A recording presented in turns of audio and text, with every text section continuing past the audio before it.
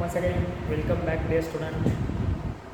So, in previous lecture, we have started the point uses of potentiometer. So, in this topic, we have to discuss the use of potentiometer. That is, to compare the EMF of two cells by direct method and sum and difference method. तर आपण काय केलं होतं त्याच्या अगोदरच्या लेक्चरमध्ये पोटेन्शियोमीटरचा use बघत होतो. त्यामध्ये आपण पहिला यूज बघितला होता. दोन सेल आपल्याकडे होत्या, त्या सेलचं EMF आपण कम्पेअर केलं होतं.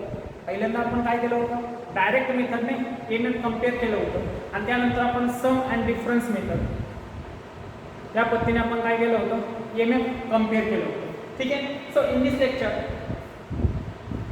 Next use is to find the internal resistance of cell by using potentiometer. पोटेन्शियोमीटरच्या साहाय्याने आपल्याला काय करायचे, अगोदर सेलचं EMF कम्पेअर केलं होतं आणि आता आपल्याला काय करायचे, सेलचा इंटरनल रेजिस्टन्स मेजर करायचा. म्हणजे आपल्याकडे जर एखादा सेल जर असेल तर त्या सेलला काहीतरी इंटरनल रेजिस्टन्स असणार आहे, तर तो इंटरनल रेजिस्टन्स आपल्याला फाइंड आउट करायचा. ठीक आहे. सो त्यासाठी आपल्याकडे सर्किट डायग्राम आपण काढलेली आहे. ज्या पद्धतीने आपण अगोदर सर्किट डायग्राम इथपर्यंत इथपासून जी सर्किट डायग्राम इथपर्यंतची सर्किट डायग्राम आहे ती सेम आहे. कारण A to B जी आहे ही काय असणार आहे, पोटेन्शियोमीटर वायर असणार आहे. ठीक आहे. So this potentiometer wire is connected in series with cell of EMF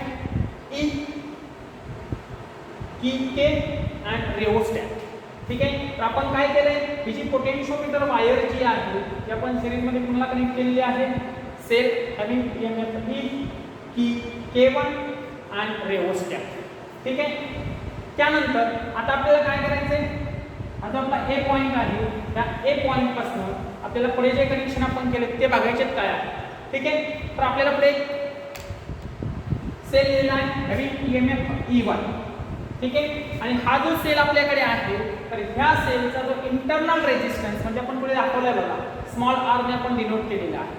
ठीक आहे. तर हा रेजिस्टन्स जो आहे तो रेजिस्टन्स आपल्याला ह्या r ची व्हॅल्यू आपल्याला फाइंड आउट करायची आहे. ठीक आहे. तर हा जो सेल आहे त्याच्या अक्रॉस आपण अजून एक रेजिस्टन्स बॉक्स कनेक्ट केलेला आहे. म्हणजे ते एक रेजिस्टन्स बॉक्स कनेक्ट केलेला आहे आणि पुढे एक की आहे. ठीक आहे. आणि त्यानंतर पुढे जर बघितलं तर गॅल्व्हनोमीटर कनेक्ट केला आहे. गॅल्व्हनोमीटर पासून एक वायर पुढे जॉकीला कनेक्ट केलेली आहे. ठीक आहे. सो अशा पद्धतीने एकदम साधं सोपं आपल्याकडे सर्किट आहे. ठीक आहे. लक्षात राहील, एकदम सोपं आहे. अगोदर फक्त आपण इथे सेल जोडत होतो, त्यावेळेस आपल्याला EMF कम्पेअर करायचं होतं. ठीक आहे. आता आपल्या सर्किटमध्ये काय वाढलंय बघा, हा सेल तर आहेच पण याच्या अक्रॉस आपल्याला काय करायचंय, एक रेजिस्टन्स बॉक्स कनेक्ट करायचा. ठीक आहे. आणि त्याला सिरीज मध्ये एक की टाकायची. ठीक आहे. आणि ते कशाच्या अक्रॉस असणार आहे, आपण जो सेल याचा इंटरनल रेजिस्टन्स आपल्याला फाइंड आउट करायचा आहे त्याच्या अक्रॉस म्हणजे त्याला पॅरलल मध्ये आपण कनेक्ट केलेलं आहे. ठीक आहे. आता आपण ऍक्च्युअल कशा पद्धतीने आपल्याला स्मॉल आर फाइंड आउट करता येईल ते आपण बघू. ठीक आहे. मग आता बघा केस फर्स्ट, त्याच्यामध्ये परत आपल्याला पहिली केस बघायची. ज्या पद्धतीने आपण EMF कम्पेअर करताना दोन केसेस बघितल्या होत्या, काही की क्लोज करायच्या काही ओपन ठेवायच्या, कोणत्या सर्किटमधून करंट फ्लो होते ते बघायचं. त्याचं परत तिथे आपण प्रिन्सिपल ऑफ पोटेन्शियोमीटर अप्लाय केला असेल आणि मग इक्वेशन ऑप्शन केलं. सेम त्याच मॅनरने आपल्याला जायचं. ठीक आहे. मग आता बघा सगळ्यात सुरुवातीला केस फर्स्ट आपल्याकडे काय आहे बघा, K1 इज क्लोज्ड. आता ही जी की आहे ती आपण काय करतोय, क्लोज करतोय म्हणजे ऑन करतोय. ठीक आहे. त्याच्यानंतर K2 ओपन. K2 म्हणजे ही ओपन ठेवलेली आहे. ठीक आहे. आणि ही क्लोज केली म्हणजे याचा अर्थ आपल्या लक्षात येते काय, so this circuit consist of cell E, then E1 galvanometer. Okay. कारण आपण इकडे जर गेलो या P पॉइंट पासून डाऊन डायरेक्शन इकडे जर आलो तर बघा ही की काय आहे, ओपन आहे म्हणजे ऑफ आहे, म्हणजे इथून पुढे करंट जाणार नाही. म्हणजे आता आपलं सर्किट काय कन्सिस्ट करतंय, फक्त सेल E, E1 आणि गॅल्व्हनोमीटर. ठीक आहे. आता बघा त्यानंतर आपण काय करतोय, आपला हा गॅल्व्हनोमीटर जो आहे आता पुढचं जे टर्मिनल आहे ते आपण कशाला कनेक्ट केले, जॉकीला. आता काय करायचं, ह्या जॉकीच्या साहाय्याने आपली जी पोटेन्शियोमीटर वायर आहे A to B या वायर वरती ही जॉकी टच करून बघायची. प्रत्येक पॉइंटला आपण टच करणार आणि टच करून बघितल्यानंतर आपल्याला गॅल्व्हनोमीटर नेमकं कोणत्या पॉइंटला नल डिफ्लेक्शन दाखवते ते आपल्याला बघायचं. नल डिफ्लेक्शन म्हणजे आपल्याला माहिती आहे काय, हा गॅल्व्हनोमीटर झिरो डिफ्लेक्शन दाखवतोय. ठीक आहे, तो लेफ्ट साईडला जात नाही, राईट साईडला जात नाही. अशा पद्धतीने कंडिशन जर असेल म्हणजे याचा अर्थ परत एकदा आपल्याकडे काय आलं, प्रिन्सिपल ऑफ पोटेन्शिओमीटर. आणि ऑलरेडी आपण प्रिन्सिपल ऑफ पोटेन्शिओमीटर शिकलोय मला असं वाटतं. सर्वांना माहिती आहे प्रिन्सिपल ऑफ पोटेन्शिओमीटर काय, कारण त्याच्याच आधारावरती आपण काय केलं होतं, ईएमएफ कम्पेअर केलं होतं. त्यावेळेस पण आपण प्रिन्सिपल बघितलं होतं. काय सांगितलं होतं principle, very good, EMF is directly proportional to length. ठीक आहे, मग त्याच पद्धतीने आता आपल्याला काय करायचं आहे, आपण ए पॉईंट पासून ही जॉकी टच करत चालू. ठीक आहे, तर आपल्याला समजा इथे नल पॉईंट भेटला. या पॉईंटला आपल्याला काय केलं, गॅल्व्हॅनिकने रिफ्लेक्शन 0 दाखवलं. ठीक आहे, मग आता ए टू दिस पॉईंट जे, so this is length L1. याला काय म्हणू आपण, लेंथ L1 म्हणू. ठीक आहे, so according to principle of potentiometer काय लिहिता येईल आपल्याला, very good, E1 is equal to K into L1. आता हे इक्वेशन कसं आले आपल्याला माहिती, this is called equation number 1. कारण आपण जनरली प्रिन्सिपल ऑफ पोटेन्शिओमीटर काय, A is directly proportional to L. आपण डिसाइन काढून टाकणार, त्याच्याऐवजी काहीतरी constant that is K. So this constant is called potential gradient. त्यालाच आपण काय म्हणतोय, पोटेन्शियल ग्रेडियंट. ठीक आहे, आता अशा पद्धतीने आपल्याला पोटेन्शियल ग्रेडियंट K आपण पुट केलं म्हणजे आपल्याकडे इक्वेशन भेटले, E1 is equal to K into L1. So this is equation number 1. पहिली केस आपली संपली. आता नेक्स्ट केस, सेकंड केस मध्ये आपल्याला काय करायचं, आपण ही K1 क्लोजच केलेली आहे, त्यात काही प्रश्नच नाही. ठीक आहे, आता आपल्याला काय करायची, ही K2 सुद्धा क्लोज करायची. म्हणजे आता हे दोन्ही कीज जे आहेत ते आपण आता काय ऑन स्टेट मध्ये ठेवतो. या दोन्ही कीज काय ऑन स्टेट मध्ये. So the circuit consist of cell E, cell E1, resistance box R, galvanometer. Okay, आता सर्किट मध्ये काय काय बघा, सेल E तर आहे, E1 पण आहे, त्याच्याबरोबर हा रेजिस्टन्स बॉक्स पण आहे. ठीक आहे, आणि हा गॅल्व्हनोमीटर पण आहे. ठीक आहे, तर ह्या दोन्ही ज्या आहेत त्यात आपण काय केलं, क्लोज म्हणजे ऑन केलेले आहे. ठीक आहे, मग आता बघा आपल्याला करायचं आहे, हा जो रेजिस्टन्स बॉक्स जो आहे त्या रेजिस्टन्स बॉक्स मधनं एका पर्टिक्युलर व्हॅल्यूचा रेजिस्टन्स आपण एक केक काढणार, म्हणजे ते काहीतरी पर्टिक्युलर रेजिस्टन्स असेल. ठीक आहे, आता बघा इथे काहीतरी पर्टिक्युलर रेजिस्टन्स असेल. परत एकदा आपण जॉकीने काय करणार, A टू B इथपर्यंत आपण काहीतरी नल पॉइंट ऑब्टेन आपल्याला करायचं आहे. म्हणजे आपण काय करणार, A टू B या वायर वरती आपण ही जॉकी टच करणार. ठीक आहे, समजा ही जॉकी टच केल्यानंतर आपल्याला बॅलन्सिंग पॉइंट समजा भेटला इथे. ठीक आहे, this is called as J dash. ठीक आहे, आता काय करणार आपण, A to J dash length जी आहे, so this length is called as L. याला आपण काय म्हणतात, L2 म्हणतात. पण आता बघा आपण आतापर्यंत ईएमएफ बद्दल सांगत होतो, पण आता काय केलं आपण, ही जी सेल आहे याच्या अक्रॉस रेजिस्टन्स बॉक्स जोडलाय. बरोबर आहे, म्हणजे इथे काय असेल, पोटेन्शियल डिफरन्स. इथे काय कन्सिडर करणार आता आपण, potential difference. So V is directly proportional to L. Therefore, V is equal to K into L. So this is equation number 2. लक्षात येते काय केले आपण, अगोदर आपल्याकडे पहिल्या केस मध्ये आपण बघितलं होतं ही क्लोज होती, म्हणजे सर्किट मध्ये हा पार्ट सर्किट मध्ये नव्हता. बरोबर आहे, फक्त सेलचा विचार आपण करत होतो, हॅविंग ईएमएफ E1. त्यामुळे आपण लिहिलंय EMF is directly proportional to L1 किंवा E1 is equal to K into L1. पण आता आपल्या सर्किट मध्ये आपण जर बघितलं ही की ऑन केली, K2 आपण ऑन केलेली आहे. K2 जर ऑन केलेली आहे तर आता रेजिस्टन्स बॉक्स जो आहे तो आपण ह्या सेलच्या अक्रॉस कनेक्ट केलेला आहे. म्हणजे इथे काहीतरी पोटेन्शियल डिफरन्स असेल, so that potential difference is proportional to L and V is equal to K into L. So taking the ratio of these two, त्या दोन्ही इक्वेशनचा आपण जर रेशो लिहिला तर आपल्याला काय घेतलं, so taking ratio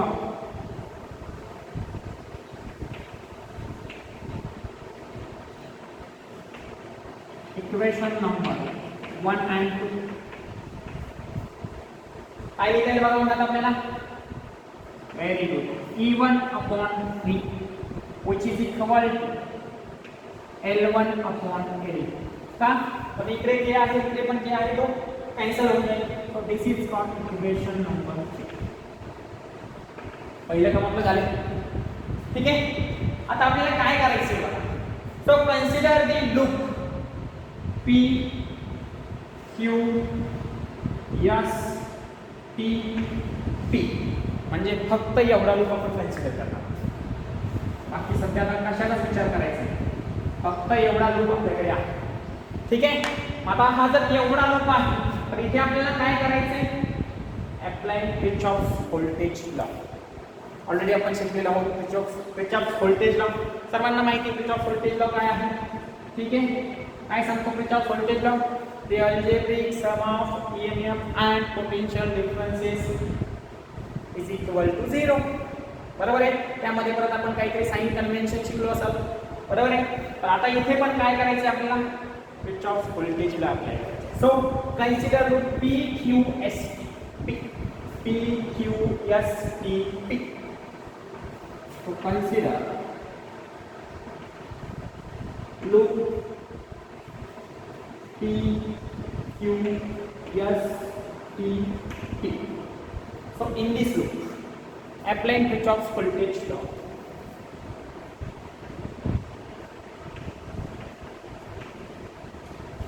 Kirchhoff's voltage law. ठीक है, with sign convention. मग आता बघा PQSTP. आता इथे सगळ्यात अगोदर आपल्याला काय करायचंय, करंटची डायरेक्शन बघायची. कारण साइन कन्व्हेन्शन मध्ये आपण बघितले करंटची डायरेक्शन सगळ्यात महत्त्वाची आहे. ठीक आहे. So this is the positive terminal. So current going in this direction. या डायरेक्शन ने करंट फ्लो होईल. बरोबर आहे. ओके. या डायरेक्शन ने करंट फ्लो होतोय. हां. आता आपण कुठे चाललोय, P टू Q. आपला लूप आपण कसा ट्रेस करतोय, P टू Q. कारण PQSTP जायचंय आपल्याला. मग P टू Q सगळ्यात सुरुवातीला P पासून Q पर्यंत चाललोय. सगळ्यात अगोदर आपल्याला वेक्टर आहे हॅविंग EMF E1. ठीक आहे. आणि इथे कसं जातो आपण, पॉझिटिव्ह टू निगेटिव्ह. इथे कसं चाललोय आपण, पॉझिटिव्ह टू निगेटिव्ह. आता पॉझिटिव्ह टू निगेटिव्ह आहे म्हणजे याचा अर्थ आपल्याला याचं जे EMF आहे ते EMF काय सांगता येईल, व्हेरी गुड, -E1. ठीक आहे. आता बघा त्यानंतर पुढे गेलो आपण. आता हा जो आहे हा म्हणजे काय, इंटरनल रेझिस्टन्स ऑफ सेल, म्हणजे एक प्रकारचा रेझिस्टन्स आहे. ठीक आहे. मग आता इथे जर रेझिस्टन्स आहे म्हणजे इथे काहीतरी पोटेन्शियल डिफरन्स असेल. ठीक आहे.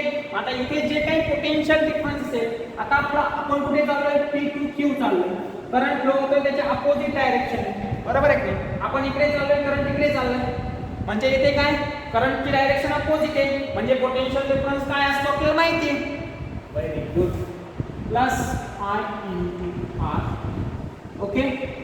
आता पुढे जायचंय, Q पर्यंत आलोय. Q टू S नाही, त्याच्यानंतर S टू T. इथे परत रेझिस्टन्स बॉक्स आहे म्हणजे याच्या अक्रॉस परत काय असेल, पोटेन्शियल डिफरन्स असेल. आणि आता बघा करंट ह्या डायरेक्शनने, आपण ह्या डायरेक्शनने जातो.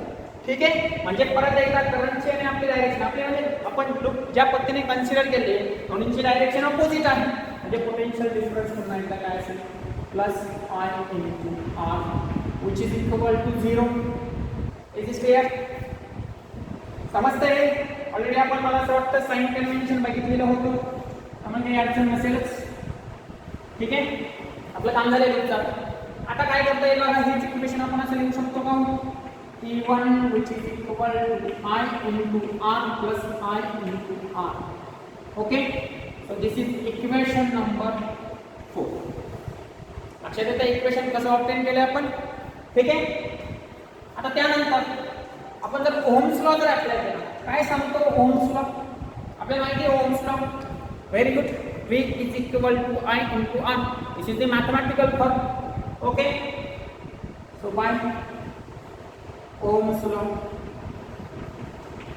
काय येते आपल्याला ओहम्स लॉ वरून, V is equal to I × R. Is this clear? So this is equation number 5. Again taking the ratio of these two equations. Taking the ratio of equation number 4 and 5. ठीक आहे. आता काय मिळतंय बघा, E1/V which is equal to त्या दोन्हीमधून आपण I जर common घेतला तर काय लिहिता येईल I in bracket r plus capital R divided by I into capital R. So this I get cancelled. So we can write this equation in this way: E1 upon V, which is equal to R plus R upon capital R. So this is equation number I think 6. Okay. आपल्याकडे equation number आता या दोन्ही equation कडे जर आपण जर बघितलं तर आपल्याला काहीतरी लक्षात येईल. काय लक्षात येते या दोन्ही इक्वेशन मध्ये इक्वेशन नंबर 3 आणि इक्वेशन नंबर 6 जे आहे त्याच्यात काहीतरी आपल्याला वाटतंय की सारखं दिसतंय. Yes, very good. दोन्ही इक्वेशन मध्ये आपण जर LHS जर बघितली LHS is E1 upon V E1 upon, ठीक आहे. आता जर LHS जर सेम असेल LHS जर सेम असेल आपल्याला माहिती आहे मॅथमॅटिक्स मध्ये रूल आहे जर LHS जर सेम असेल RHS also same. So we can write L1 upon L2 which is equal to R plus capital R upon R. Okay. Equation आले आपल्याकडे. आपल्याला व्हॅल्यू फाइंड आउट करायची कशाची to find the internal resistance म्हणजे आपल्याला small r पाहिजे. आपल्याला काय पाहिजे स्मॉल r. मग आता ह्या इक्वेशन वरनं जर स्मॉल r आपल्याला जर फाइंड आउट करायचं असेल तर काय करू शकतो आपण आपल्याला माहिती. सोपं काम आहे, जास्त काही कॉम्प्लिकेटेड नाही, बरोबर आहे. आता काय करता येईल आपल्याला हा r ऑब्टेन करायचा r ची व्हॅल्यू आपल्याला फाइंड आउट करायची आहे. ठीक आहे. आता कशा पद्धतीने आपण r ची व्हॅल्यू फाइंड आउट करू शकतो तर बघा r इज इक्वल टू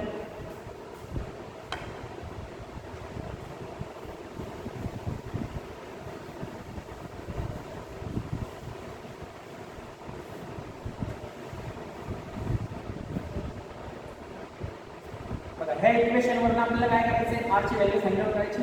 ठीक आहे. अगोदर काय करू आपण हा r इकडे डिवाइडेड आहे तो इकडे इनटू होईल म्हणजे इकडे फक्त काय राहील r plus capital R which is equal to R into L1 upon L2. Okay. त्यानंतर आता हा r इकडे काय आहे प्लस आहे तो इकडे नंतर मायनस होईल. सिंपल मॅथमॅटिक्स आहे r which is equal to R into L1 upon L2 minus R. ठीक आहे. so therefore R is equal to R जर कॉमन घेतला आपण तर काय येतं equation L1 upon L2 minus 1.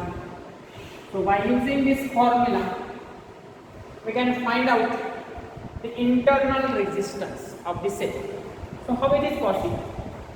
This capital R is called as value of resistance in a resistance box. कारण आपण काय केलं होतं ज्यावेळेस आपण सेकंड केस बघत होतो दोन्ही की आपण क्लोज केल्या होत्या, बरोबर आहे की आपण इक्वेशन लिहिलं होतं V is equal to K into L. Equation आपल्याकडे आलं होतं, बरोबर आहे. पण आता बघा हे इक्वेशन आले त्यासाठी आपण काय केलं होतं त्या कॅल्क्युलेटरच्या सहाय्याने आपण जे पॉइंटला आपण काय केला होता नल पॉइंट ऑब्टेन केला होता. पण त्याच्या अगोदर आपण ह्या रेजिस्टन्स बॉक्स मधून एक की काढली होती, बरोबर आहे. म्हणजे काय केलं होतं इथे काहीतरी रेजिस्टन्स सेट केलाय आपण. ठीक आहे. ती जी व्हॅल्यू म्हणजे काय असणार आहे कॅपिटल R तर क्लिअर आहे.